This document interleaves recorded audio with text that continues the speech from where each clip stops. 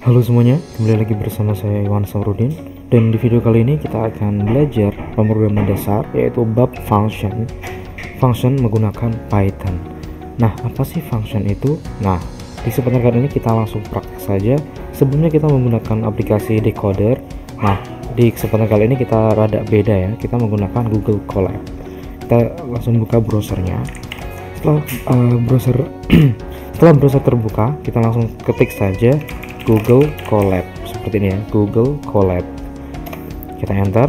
Nah, di sini sudah ada yang paling atas, ini kita klik saja. Ini saya asumsikan kalian sudah di browser kalian sudah login Gmail kalian. Di sini kita buka saja di sini Google Colab. Nanti otomatis sudah terbuka untuk halaman opsi seperti ini. Kita bisa mencari yang project-project yang sudah kita buat, atau kita akan buat lebih dahulu menggunakan ini new notebook. Kita klik saja di sini new notebook. Lumayan lama loadingnya. Kenapa? Ini bukan koneksi internet, tapi memang dia akan mengalokasikan prosesor dan RAM untuk kita. Nah, di sini ini nama projectnya, defaultnya ini ya untitled, tapi di sini kita beri nama belajar fungsi ini ya, belajar fungsi. Nah, setelah kita belajar fungsi, enter. Nah, enaknya di sini ketika kita menggunakan Google Colab, kita bisa share. Kita bisa share di sini ya. Kita bisa share untuk teman-teman kita yang menggunakan Gmail, nanti bisa langsung mengecek langsung skrip-skripnya. Kalau menggunakan decoder kemarin kan kita harus klik link sharing dan yang lainnya lama. Nah, di sini karena default ini punyanya Google, jadi kita nanti gampang. Oke, langsung saja. Function itu apa sih? Function itu ketika kita ingin mengetikkan, misalkan kita ada perintah seperti ini, print nama saya gini, selamat datang, terus print lagi, ada teks seperti ini, terus ada print lagi, halo semuanya, gimana kabarnya. Nah, seperti ini. Misalkan seperti ini ada 4 baris perintah print. Ketika kita klik run, lumayan lama untuk pertama kali nanti, tapi ketika sudah dijalankan pertama kali dijalankan, nanti dia jalan lagi selanjutnya gampang, cepat. Nah, lumayan cepat ya. Ada tulisan selamat datang, halo semuanya, gimana kabarnya. Nah, seperti ini.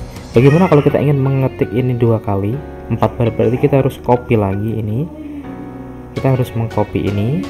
Kita copy, Ctrl C ya. Terus kita enter. Kita paste, Ctrl V, lalu kita run lagi. Nah, selamat datang. Berarti kan kita harus ngopi ulang yang sebelumnya. Bagaimana kalau 3 kali? Maka kita harus mengcopy lagi. Nah, fungsi function adalah kita bisa melakukan ini satu blok 4 baris ini hanya menggunakan 1 baris.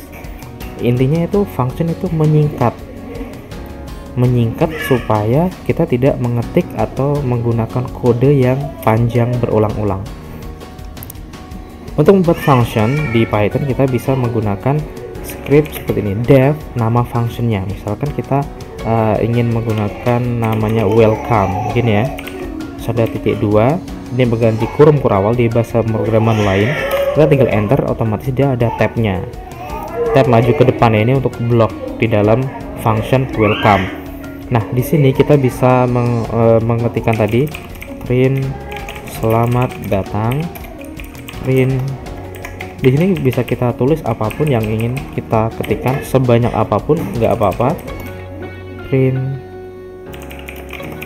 halo semuanya, misalkan ini 3 dulu ya. Nah, 3 ini ketika kita jalankan maka dia tidak akan keluar apa-apa. Kenapa? Karena function itu hanya sebuah cetakan atau singkatan, tapi tanpa dipanggil dia tidak akan tampil. Untuk bisa memanggil itu kita bisa enter, lalu kita kembali, kita backspace biar tabnya ini ada di sini. Kita panggil welcome seperti ini, maka baru ini nanti keluar 3 baris ini. Nah, selamat datang, halo semuanya. Untuk dua kali kita tinggal gini lagi, welcome. Kita pengen berapa kali? 3 kali. Ya udah kita kayak gini.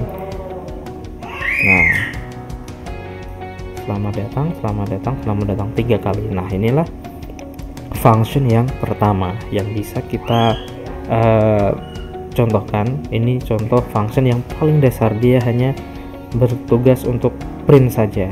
Oke, untuk function selanjutnya kita bisa tambahkan kode lagi bawahnya sini ya. Nah, jadi kita enaknya Google Colab seperti ini. Satu project bisa banyak script, bisa kita kelompokkan. Nah, untuk selanjutnya kita membuat function yang ada argumennya atau bisa kita inputkan. Ini biasanya digunakan untuk misalkan saya contohkan untuk aritmatika ya, matematika misalkan kita ingin membuat yang argumennya 1, contohnya itu mencari luas persegi, bukan apa ya, yang iya persegi, kotak itu kan persegi ya, persegi sama sisi, yang hanya kita bisa tahu sisinya cuma dikali sisi kali sisi, karena sisinya sama maka dia langsung ketemu. Misalkan div luas persegi, kurung buka kurung tutup, di sini kita kasih sisi di sini berarti adalah panjang sisinya gitu ya.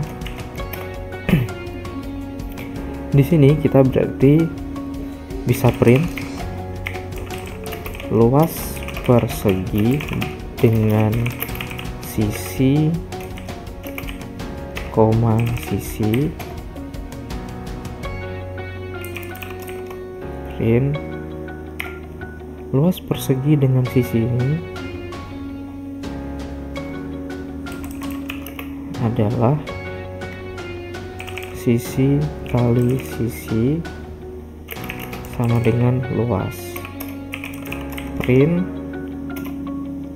sisi kali sisi sama dengan, nah maka di sini kita buat lagi luas sama dengan sisi kali sisi, di sini kita kasih luas. Nah, kita cek lagi luas sisi di sini adalah argumen defaultnya harusnya string ya, padahal untuk perhitungan seperti ini kita harus menggunakan integer ataupun float. Nah, kita cek dulu apakah ini bisa berhasil. Ingat, kalau kita jalankan pasti tidak akan keluar apa-apa. Ini error karena di sini luas ini harus ada komanya, lupa. Oke, kita jalankan lagi. Nah, tidak keluar apa-apa. Kenapa? Karena function ini belum kita panggil. Oke, untuk memanggilnya seperti biasa kita backspace supaya ini kursornya ke depan sejajar dengan def. Kita ketikkan lagi luas persegi. Ini harus ada argumennya. Sisi ini, sisinya berapa? Kita tulis di sini. Sisinya misalkan 2. Kita run. Nah, oh iya langsung. Jadi di sini kita otomatis tahu bahwa ini integer ya. Luas persegi dengan sisi 2 adalah sisi kali sisi sama dengan luas.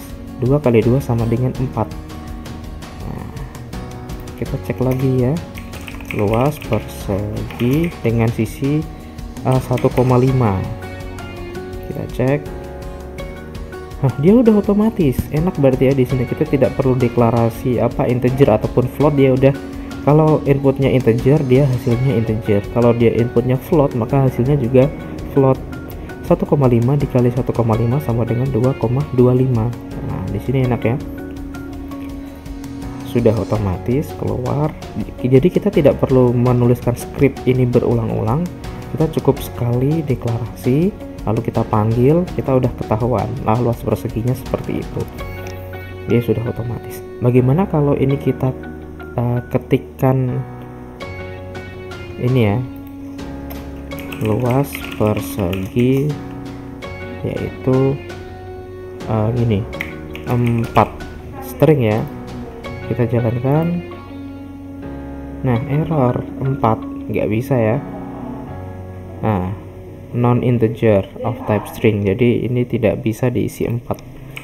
Kalau kita isi 4 tapi ada petiknya gini, apakah bisa? Kita jalankan lagi. Ya, masih nggak bisa. Kenapa? Karena ini termasuk string. Bagaimana kalau berupa angka ya, misalkan 1/4, 1/4 ini harusnya sama dengan 0,25 ya. Coba kita jalankan ya, bisa. Luas persegi dengan sisi 0,25, jadi kita masukkan di sini pun udah bisa ya, hasilnya 0,0625. Nah, ini contoh luas persegi. Ini hanya satu argumen. Bagaimana kalau nanti argumennya dua ya? Oke, kita buat satu function lagi plus kode lagi. Nah, di sini kita akan buat function untuk penjumlahan misalkan ya. Def gini aja, jumlah bil 1, bil 2.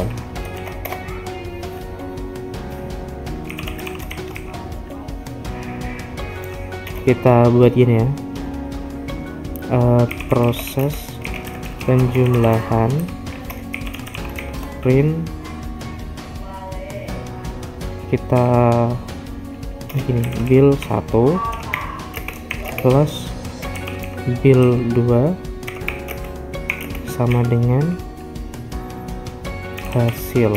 Oke, jangan lupa ada koma. Setiap string string dan variabel harus dipisah dengan koma ya. Nah, hasilnya dari mana? Hasil harus kita hitung lagi di sini. Variabel baru hasil sama dengan bil 1 plus bil 2 karena ini penjumlahan ya. Untuk enter terus backspace ya, lagi jumlah 1 ditambah 1. Nah, untuk argumen 1 dan argumen 2 dipisah dengan koma. Jadi ini bukan 1,1 tapi 1 ditambah 1 gitu ya. Kita jalankan. Ya, 1 tambah 1 sama dengan 2. Pak, ini kan simple, kenapa kita harus buat coding? Padahal kita 1 tambah 1 kan bisa kan ngitung sendiri. Iya, tapi ini kan bisa berguna nanti. Ini kan baru konsep. Ini bisa digunakan nanti ketika kita sudah memasuki logarit atau apa sih namanya ya, aritmatika yang lumayan susah. Nah, misalkan kayak gini, kan ada yang misalkan kita nggak mungkin ngitung pakai manual gitu kan, akan lama. Misalkan kita langsung 1 2 3 4 5 6 7 8 9 ditambah 9 8 7 6 5 4 3 2 1, misalkan kayak gini. Kita jalankan. Nah, proses penjumlahan 1 tambah 1 sama dengan 2. Nah, ini satu lagi, hasilnya ini 1 1 1 1 0. Wah, keren. Nah, jadi kita bisa menyingkat proses seperti ini hanya dengan 1 kali panggil saja. Nah, ini yang disebut dengan fungsi. Apakah fungsi ini bisa dimodifikasi supaya nanti bisa banyak? Ini baru satu ya, jumlah. Bisa pengurangan, bisa perkalian, bisa pembagian, seperti itu. Oke, ini baru 3 ya. Ya, 1 ini tadi untuk dasarnya. Sini luas persegi, ini bilangan 1, bilangan 2. Nah, apakah kita bisa melakukan looping di dalamnya? Bisa. Apakah kita bisa melakukan if di dalamnya? Bisa. Tapi itu nanti. Yang penting kita bisa ini dulu ya. Ini udah ada jumlah. Kita coba melakukan perhitungan semuanya. Ada penjumlahan, perkalian, seperti itu bisa nggak? Bisa. Tapi kita nanti itu bisa dikembangkan sendiri. Nah, di sini saya akan melakukan yang namanya, ini kan baru argumen 1, argumen 2. Ada argumen tapi belum ada defaultnya. Nah, fungsi selanjutnya itu ada defaultnya. Jadi kalau kita tanpa mengisi argumen, misalkan gini, di jumlah ini kita akan melakukan jumlah tapi tidak ada argumennya, tidak ada angkanya. Apakah yang akan terjadi? Kita run. Nah, dia error. Kenapa? Karena dia tidak mengisi argumennya sama sekali. Oleh karena itu, kita harus mengisi argumen yang sudah ditentukan. Oke, ini run dulu biar gak error. Maka kita buat kode baru di bawah. Nah, di sini kita akan melakukan apa sih yang bisa kita akan menghitung sebuah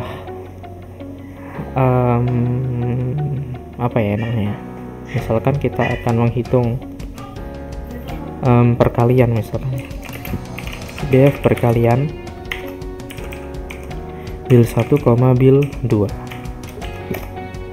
Nah, kita harus tentukan dulu bil 1 sama dengan 1, bil 2 sama dengan 1. Nah, kita akan ngecek di sini print. Kita hitung dulu lah. Hasil sama dengan bil 1 dikali bil 2. Kenapa kok kalinya pakai bintang? Nah, ini kan bahasa pemrograman. Kalau X itu bukan kali ya, tapi ini adalah string alfabet.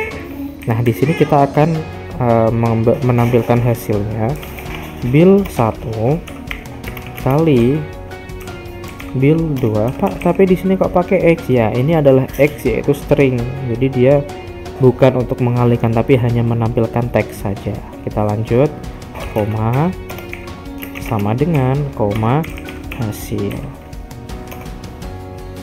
Nah, kita coba perkalian 2 kali 5 berapa, terus perkalian nggak ada isinya, kita jalankan.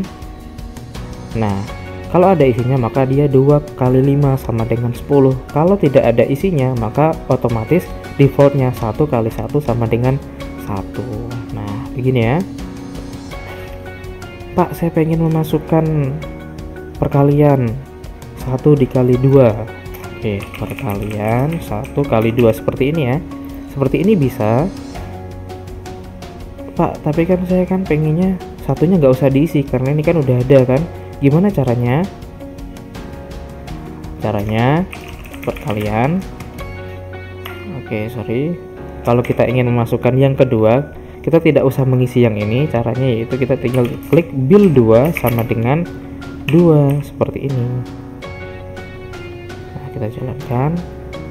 Ya, sudah. Jadi yang satu tidak perlu diisi. Kita tinggal isi nama argumennya, bil 2 sama dengan berapa. Nah, seperti itu.